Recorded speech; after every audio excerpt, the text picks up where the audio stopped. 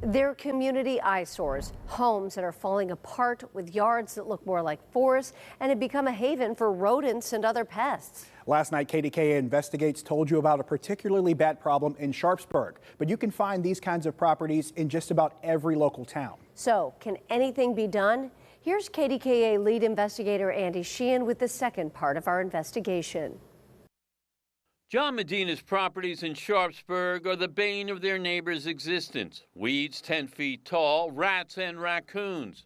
The borough has issued hundreds of citations, yet nothing gets done. And even Medina concedes all of this is true. It's not a good situation. I know. I'm admitting everything you agree on, and I admit to what the borough does. Medina owes the district court $20,000 in fines, yet is on a payment plan of just $100 a month.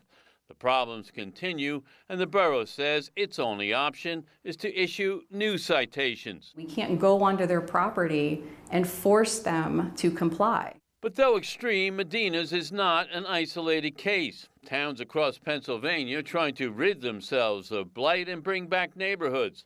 But nearly all have absentee landlords who let their properties deteriorate. Towns like Jeanette in Westmoreland County saddle with scores of blighted houses owned by out-of-state investors or local ones who let them go to seed. A big part of the challenge is that this is private property, and private property is protected by the Constitution. There's a movement across the state to get more forceful with absentee landlords, denying them permits and blocking them from buying new properties. In Westmoreland County, they've moved aggressively with condemnations of the most blighted properties, telling the owners either they tear them down or the government will. But the legal hurdles are many. Again, it comes back to this issue of private property rights. And I'm not suggesting that we need to infringe on those, but trying to rebalance the scales towards the community's rights to, again, to live in clean, safe, sanitary neighborhoods and downtowns. I don't have all the answers. If I did, I probably we'd solve this problem tomorrow. Of course, local leaders say the problem wouldn't exist at all if owners like Medina just did the right thing. Why don't you sell your properties and everybody will be happier? Yeah, you're damn right. I'm 62 now, and I should start selling.